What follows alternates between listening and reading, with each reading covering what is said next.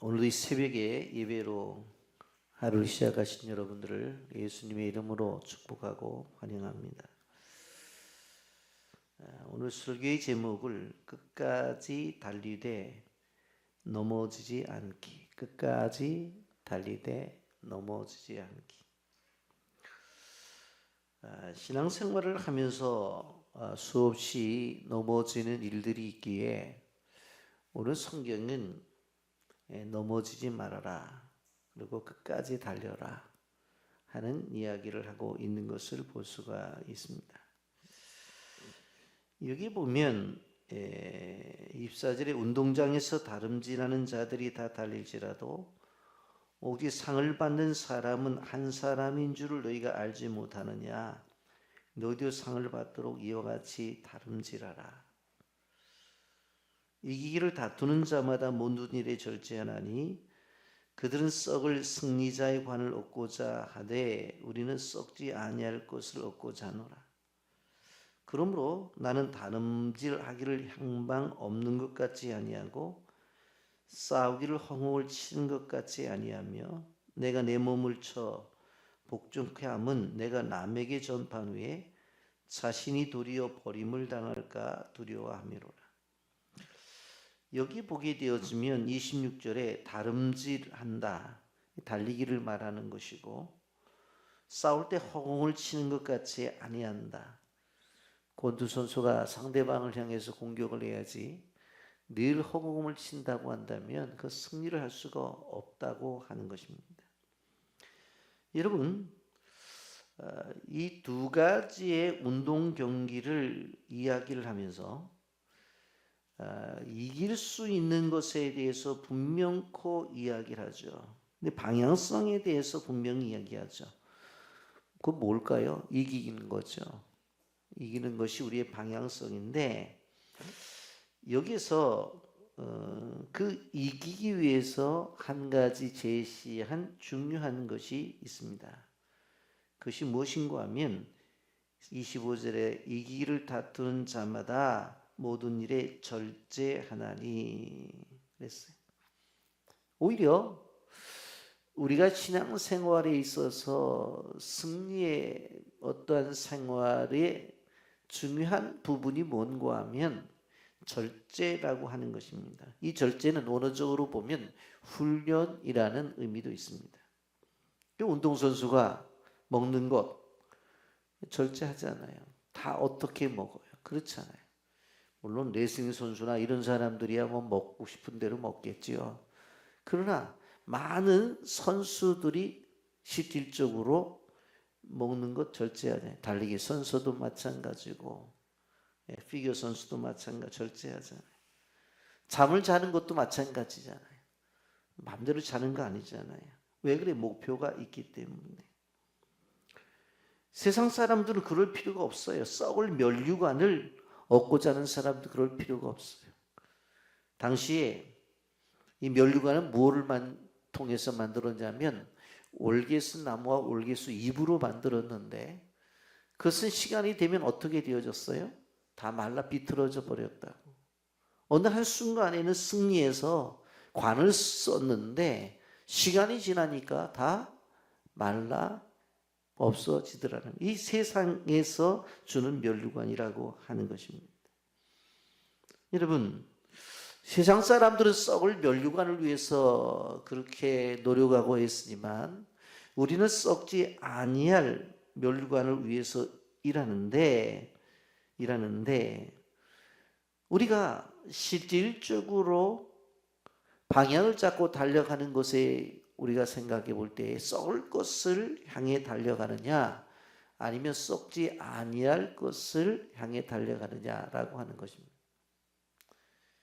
여러분, 썩을 것과 썩지 아니할 것의 구분은 다른 것이 아니에요. 썩을 것들은 있다가 없어지는 거예요. 있다가 없어지는 거예요.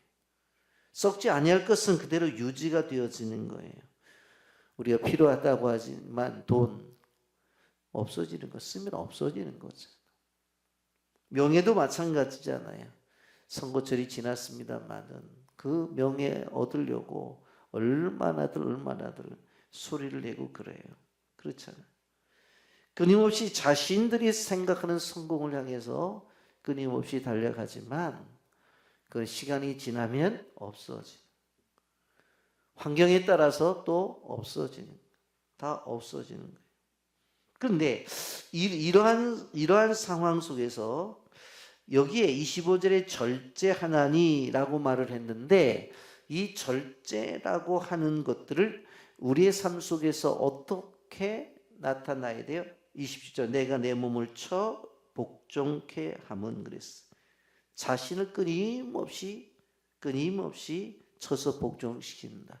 자신과의 싸움이 필요하다고 하는 것입니다. 이런 신앙생활을 하면서 자신을 쳐 복종시킨다고 하는 것이 어떤 것입니까? 죄와 싸우고 욕심과 싸우고 게으름과 싸우고 욕망과 싸우고 끊임없이 우리가 싸워야 될 것들이 너무 많은 것을 볼 수가 있습니다. 여러분, 왜 이렇게 끊임없이 싸워야 돼요? 신앙생활은 한순간으로 끝나는 것이 아니라 끝까지 가야 된다는 거예요. 오늘 성경이 끊임없이 얘기하는 것이 무엇인가 하면, 우리가 가지고 있는 신앙, 우리가 가지고 있는 믿음의 생활은 한순간에 한번 은혜 받는 것이 아니라 그 은혜가 끝까지 유지가 되어져야 된다. 유지가 되어져야 돼. 그걸 말하는 거예요. 여러분, 하나님께서 우리에게서 주신 어떤 사명을 우리가 생각해 볼 때에 그 사명을 이룰 끝까지.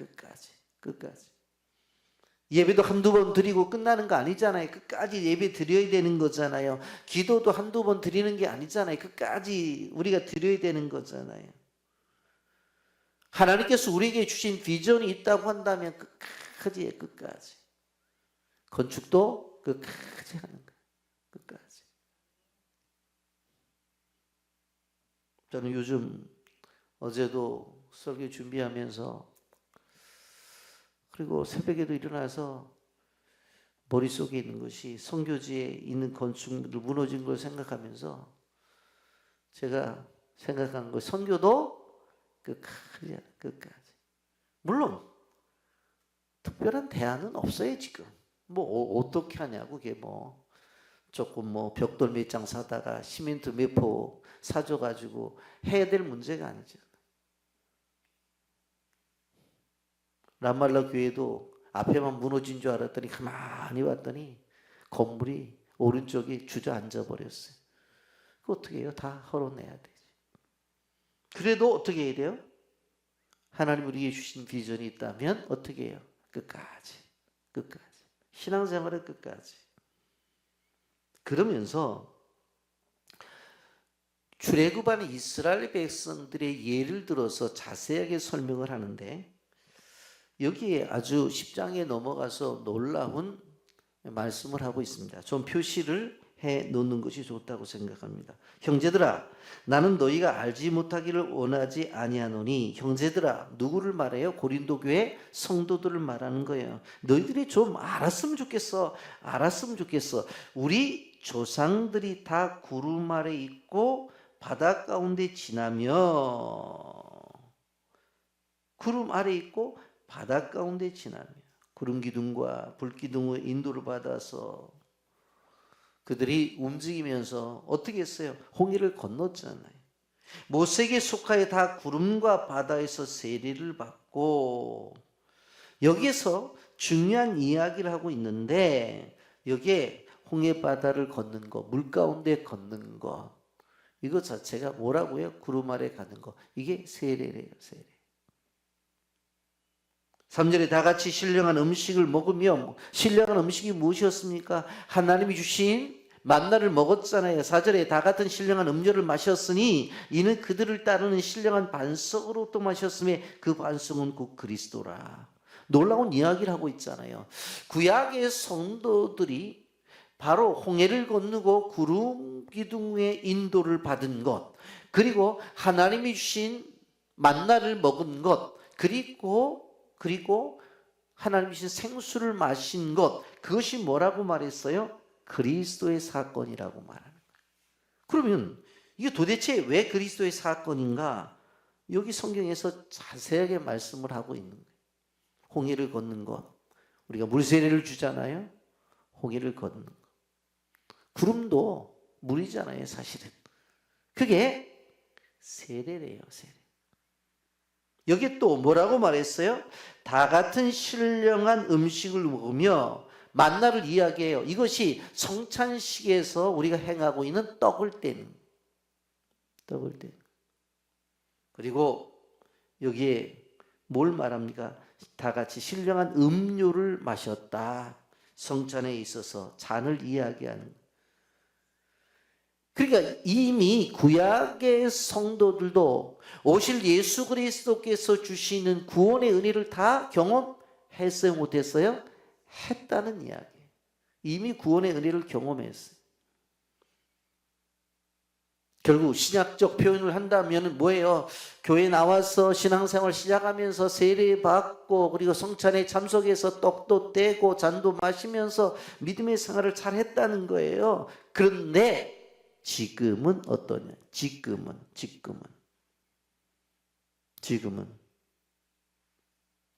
5절에 이렇게 말. 그러나 그들의 다수를 하나님이 기뻐하지 아니하였으므로 그들이 광야에서 멸망을 받았다. 그런 경험을 했잖아요. 출애굽하고 홍해 건너고 구름기둥 불기둥의 인도를 받고 하나님 주시는 만나도 먹고 메추라기도 먹고 생수도 마시고 했는데 애굽을 떠났지만 지금의 그들의 상태는 어떠냐는 거예요. 우리는 이 사실을 앞에 놓고 생각을 해봐야 돼요. 우리가 끊임없이 예배를 드리지만 예배를 드리는 자로 이렇게 서 있지만 우리가 세상을 더 사랑하는 사람은 아닌지, 기도는 하고 있지만 세상 것을 요구하면서 하나님 앞에 끊임없이 엎드려 있지는 않은지, 신앙생활을 한다고 하지만 하나는 세상에다 얹혀놓고 하나는 교회에 얹혀놓고 양다리의 신앙생활을 하고 있는 것은 아니지, 나의 양적인 상태가 어떤지 생각해 봐야 된다. 여러분, 은혜를 받았다면 그 은혜가 여러분들의 삶 속에서 끊임없이 유지가 되어지고 우리는 그 은혜 속에 머물러야 된다는 사실을 기억하시기를 바랍니다. 은혜 안에 머물러야 돼요. 은혜 안에. 왜? 은혜를 받았으면 그 은혜가 끊임없이 우리에게 있어야 되는데 어느 한순간에 그 은혜가 사라져버리고 왜 우리에게 불평과 불만이 있고 감사가 없는 삶이 오냐는 거예요. 여러분, 저는 이 1절부터 있는 말씀을 가만히 묵상하면서 이스라엘 백성들의 입장 속에 들어가 봤어요. 그랬더니 정확한 게 나오더라고요. 지금 이들이 어디를 가고 있어요? 방향은 가나안이에요. 방향은 가나안이에요. 출애굽할 때부터 홍해를 건널 때부터 지속적으로 40년 동안 돌아서 그렇지 구름기둥과 불기둥의 인도는 어디를 향해 가고 있어요? 분명코 가나안을 가고 있어요. 몸은 현재 광야에 있어요. 근데 문제가 뭔 줄 아세요? 마음은 애국을 생각하고 있어요. 그게 문제라는 거예요. 방향은 분명코 가나안이에요. 그래서 구름기둥과 불기둥을 통해서 그 가나안으로 인도하고 있고 그 가나안을 향해 갈 때에 하나님께서 먹여주시고 마시게 해주시고 막 주는 거예요, 가나안. 그런데 지금 현재 몸은 광야에 있는 거예요. 광야 생활 하잖아요. 그런데 마음은 만나를 먹으면서도 뭐라 그래요? 애굽에 있었을 때 그 잡곡밥이 맛있었는데, 메추라기를 먹으면서도 뭐라고 말해요? 애굽에 고기가만 있었을 때는 다른 고기도 먹었는데 왜 우리가 이 메추라기만 먹어야 돼? 예? 그러면서 애굽을 생각하는 거예요. 여러분, 신앙생활이라고 하는 것은 과거를 생각하는 것이 아니라 현재 속에서 주시는 축복을 감사함으로 받으면서 미래를 향해서 한 걸음씩 나가야 되는 거예요. 하나님과의 날마다의 동행이 필요한 거예요. 지금 주님이 동행하고 있잖아요. 하나님이 함께 하시잖아요. 그래서 만나가 내려지고 메추리가 내려지잖아요. 그래서 끊임없이 눈만 뜨면 구름 기둥과 불 기둥이 인도를 하잖아요. 하나님이 동행하시잖아요. 그런데 그 동행을 인정하지 않으려고. 그리고는 애굽으로 돌아가겠다. 지금 어디를 가고 있는데? 가나안을 향해 가고 있는데. 이게 우리의 모습이 아닌가. 그래서 사도 바울은 구약의 백성들이 죄를 지은 4가지를 끄집어내면서 그들이 왜 가나안에 들어가지 못했느냐 하는 이야기를 하고 있습니다. 6절에 보면 이러한 일은 우리의 본보기가 되어 우리로 하여금 그들이 악을 즐겨하는 것 같이 즐겨하는 자가 되지 않게 하려 함이라. 첫째, 그들 가운데 어떤 사람들과 같이 너희는 우상 숭배하는 자가 되지 말라. 기록된 바 백성이 앉아서 먹고 마시며 일어나서 뛰는다 함과 같으니라. 그랬어. 무슨 사건을 이야기하냐면 출애굽기 32장에 있는 금송아지 사건을 이야기하는 거예요. 모세가 두돌비를 받으러 시내산에 올라갔는데 오랫동안 내려오지 않으니까 아론에게 찾아와서 도대체 모세가 산 거니까 죽은 겁니까? 우리가 알아야지. 그러면서 아론에게 얘기를 하죠. 우리를 위해서 신을 만들어 달라.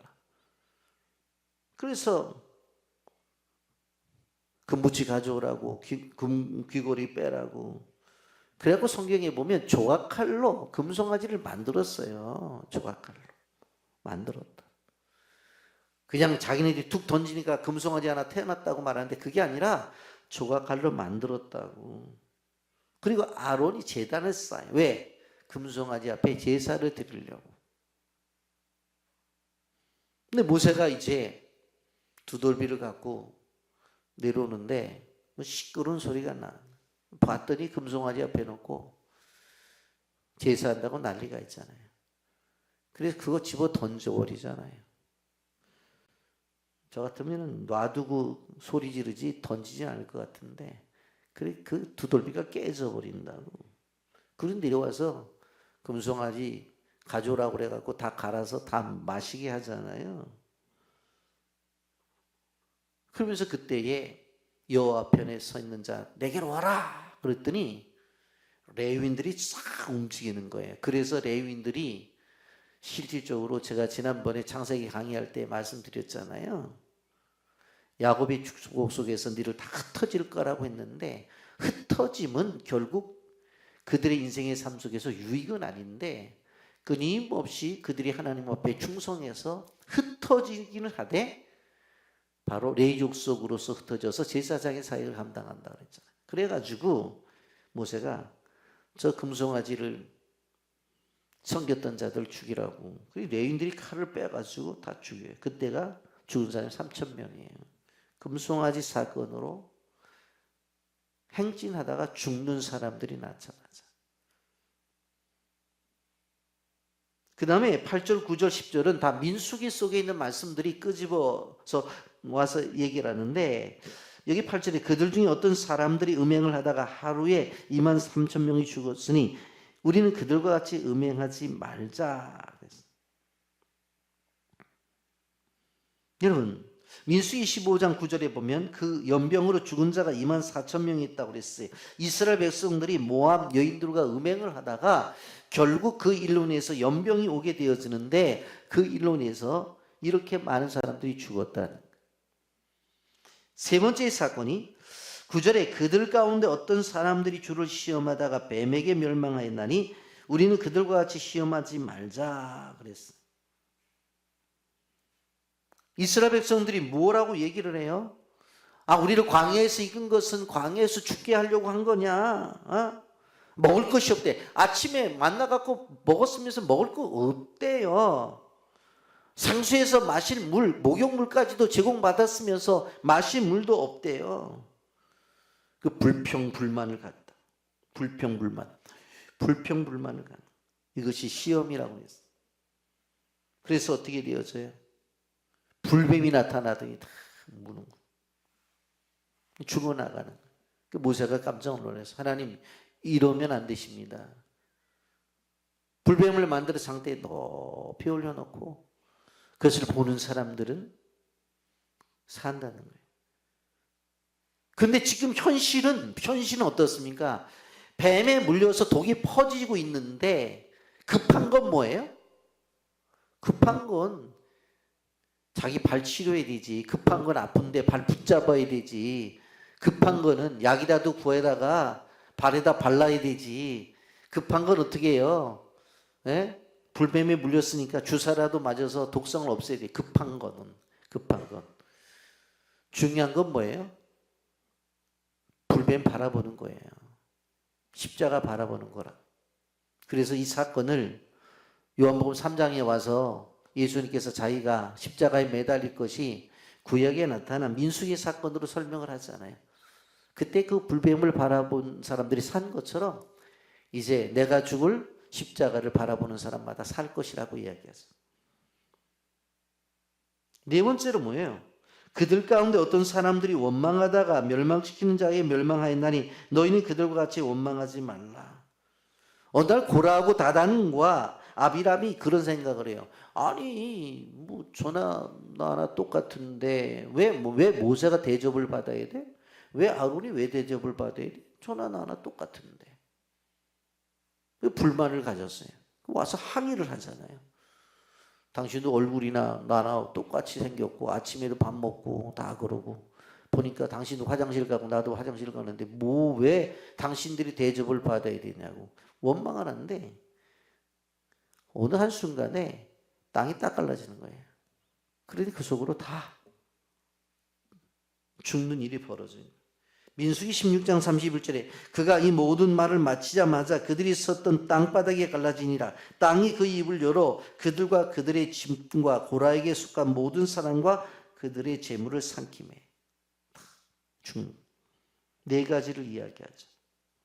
그런데 여기에 보면 좀 표시를 해 놔야 되는 게 뭐냐면 7절에 우상 숭배하는 자가 되지 말라. 8절의 끝에도 그들과 같이 음행하지 말라. 9절 하반절에도 시험하지 말자. 10절 하반절에도 원망하지 말라. 하지 말라는 네 가지. 이스라엘 백성들이 분명 꼭 가나안을 향해 가면서 현실 속에서 광야를 지냈어요. 그런데 그들이 왜 멸망을 당했어요? 네 가지예요. 우상 숭배, 음행, 주님 시험하는 거, 원망. 원망이 무서워요, 여러분. 자기 인생을 망가뜨리는 거라니까. 그래서 여러분 아무리 가까운 권사님, 아무리 가까운 집사님도 원망하는 사람하고는 가까이 있지 마세요. 같이 망해요. 우리는 항상 뭐가 있어요? 감사가 있어요. 현실 속에서 감사. 요셉이 얼마나 원망할 일이 많았어요. 형들이 자기를 팔았어요. 원망했습니까? 안 하잖아요. 보디발의 집에 가서 일을 하잖아요. 원망했습니까? 안 하잖아요. 그 일로 감옥에 들어갔어요. 원망해요? 안 하잖아요. 안 해요. 그 속에서 성경은 끝까지 뭐라고 말해요? 그는 충성했다고 말을 해요. 결국은 총리가 되었어요. 여러분 원망이 아무렇지도 않은 것 같은데 우리의 신앙생활을 무너뜨리라고 하는 것은 그걸 아셔야 돼. 그래서 제가 얘기했잖아요. 아무리 가까워도 원망하는 분들하고 가까이 하지 마세요. 그 원망하는 말 하면 가장 딱 그 소리를 못하게 하는 것은 권사님 나 그런 얘기하면 집사님 그런 얘기하면 앞으로 집사님하고 대화 안 돼. 딱 한마디 하면 그다음부터 얘기 안 해요. 자꾸 들어주니까 내 편 만들려고 자꾸 얘기하는 거예요. 내 편 만들려고. 여러분 그 원망을 들어보면 다 타당한 것 같고 원망하지 이해가 되는 것 같고 원망하지 이해가 안 되는 것 같고 원망하는 거 아니에요. 이해가 안 되는 것 같고 원망하는 거 아니에요. 여러분 이런 것들을 보면서 처음에는 별것 아닌 것 같아요. 이 정도는 그냥 넘어갈 것 같아요. 고린도 교회가 그랬다니까는요. 뭐 한 번쯤은. 그리고 다른 사람도 그렇게 살잖아. 여러분 우리는 우리 삶을 잘 생각해 봐야 돼요. 불평이 습관처럼 나타나고 작은 탐심이 욕심처럼 드러나고 하나님보다 내 욕망이 드러나고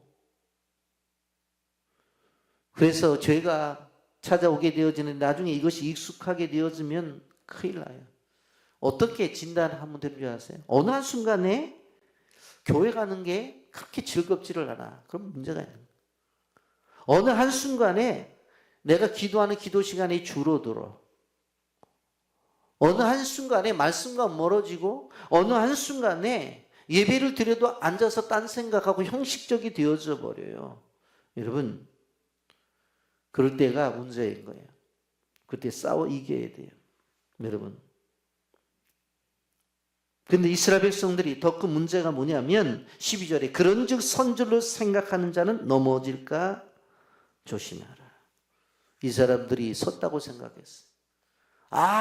우리는 어떤 존재야. 출애굽을 하길 때 양을 잡아갖고 문설주에 문인방에 바르라고 그럴 때 우린 발라서 순종해서 나왔잖아. 안 바른 그 집은 다 죽었잖아. 그 남아있잖아. 우리 그래도 바르고 나왔잖아.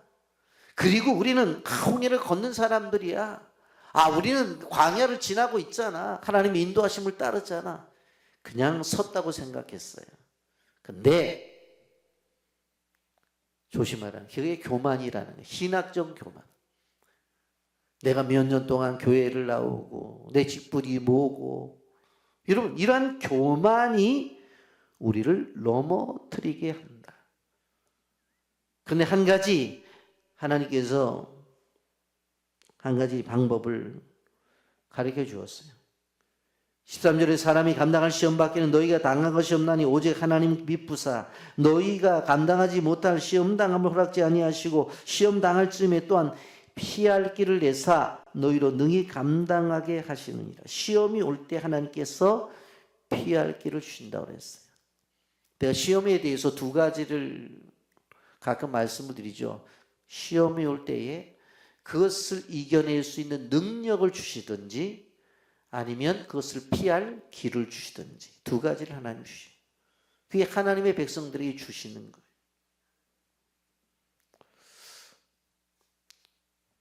중국의 신학자였던 오치만니가 어느 날 깊은 꿈을 꾸는데 큰 강을 이제 배를 타고 가는데 저 앞에 큰 바위가 있는 거예요.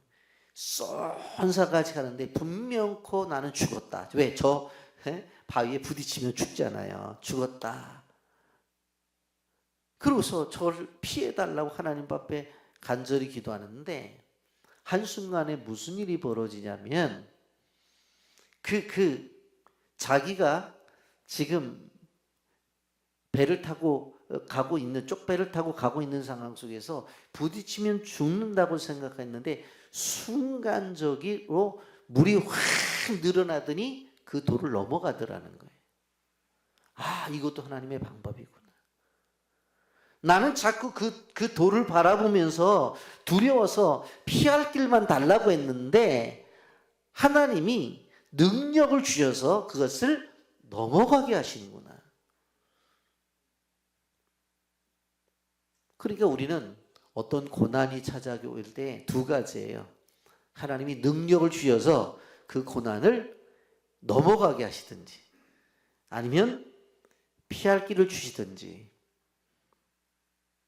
여러분 하나님은 분명 꼭 광야를 지나면서 가나안까지 갈 수 있도록 하나님께서 분명히 준비하셨는데 피할 길에 대해서 하나님이신 능력에 대해서 그들이 잘 감당하지 못함으로 말미암아 광야에서 죽은 거예요.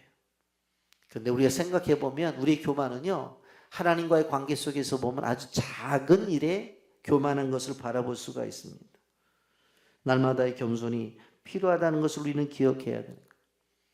말씀을 정리합니다. 구원을 받았다고 하는 사실이 출애굽을 했다는 사실이 그것이 내가 마음대로 내 인생을 살아도 된다는 면죄부가 아니라는 거예요. 그래서 네 가지를 분명코 이야기를 하는 거예요. 아무리 출애굽을 하고 광야를 지나면서 그렇게 하나님이 주시는 만나와 메추리기와 생수를 마시고 살아도 이 네 가지 조심해야 된다고 하는 것입니다. 늘 우리 앞에는 시험거리가 있습니다. 그런데 가만히 그 시험거리를 앞에 놓고 보면 하나님께서 그것을 이길 수 있는 힘을 주시든지 그것을 피할 수 있는 길을 주시는 거예요. 그러면 그 길로 가면 되는 거예요. 우리 영적인 고만을 십자가에 못 박고 이제 늘 하나님을 유심히 보셔야 돼요. 그래야지 그 주님이 준비하신 능력을 받든지 피할 길을 찾아서 그 길로 갈 수 있다는 사실을 기억하시기를 바랍니다. 우리는 썩을 멸류관을 추구하는 존재들이 아니라 썩지 아니할 멸류관을 우리는 바라보며 살아가는 존재들이기에 이 새벽을 깨우고 있는 것입니다. 그리고 그 사실을 기억하면서 끝까지 달리되 넘어지지 않고 끝까지 하나님 나라까지 가시기를 예수님의 이름으로 축복합니다. 아멘.